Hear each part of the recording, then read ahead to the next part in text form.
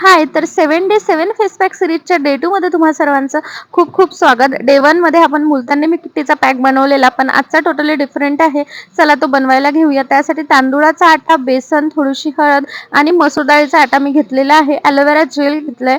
हे सर्व ना मी या स्पूनच्या मेजरमेंटने घेतलेलं आहे. आम्ही तिघजण लावणार आहोत, सो मी जास्त जास्त घेतलंय, तुम्ही कमी सुद्धा घेऊ शकता.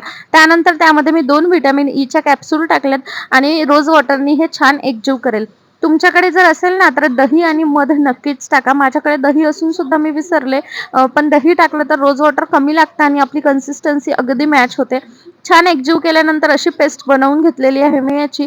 रोज वॉटर माझं जरा जास्त झालं, तुम्ही कमी टाकलं तरीही सुद्धा चालेल. आणि ना मसूर डाळ मी जाडसर मिक्सरला बारीक केलेली होती, त्यामुळे छान स्क्रब होईल हे. फेसला आणि नेकला मी इव्हनली पॅक अप्लाय करून घेते आहे. नेकला सुद्धा लावायचं म्हणजे इव्हन टोन होते पूर्ण. मला नेकला ज्वेलरी टॅनिंग खूप जास्त आहे, सो मी पॅक जरा जास्तच लावते. डिटेल व्हिडिओ माझ्या यूट्यूब चॅनलला अपलोड झालेला आहे, सो तो तुम्ही नक्कीच बघा. आणि डे 1चा पॅक ट्राय केला नसेल तर तो सुद्धा ट्राय करा. 15 ते 20 मिनिट मी या पॅकला असंच ठेवणार आहे आणि पूर्ण ड्राय झाल्यानंतर मी छान मसाज करून करून काढते. मसूर डाळ जाडसर असल्यामुळे थोडं आपलं मिश्रण स्क्रबी झालेलं होतं, त्यामुळे छान स्क्रब होतोय. मला पिंपल्स वगैरे अजिबातच प्रॉब्लेम नाहीये, त्यामुळे मी जरा हार्श स्क्रब करते आहे. तुम्ही लाईट हँडने केलं तरी सुद्धा चालेल. मी आता व्यवस्थित फेसला आणि नेकला स्क्रब करून पॅक काढलेला आहे. त्यानंतर आता फक्त थंड पाण्याने चेहरा धुतला. तुम्ही बघू शकता फेस छान क्लीन झालेला आहे. तुम्ही सुद्धा हा पॅक नक्कीच ट्राय करून बघा. आपण भेटू नेक्स्ट पॅक सोबत. तोपर्यंत बाय.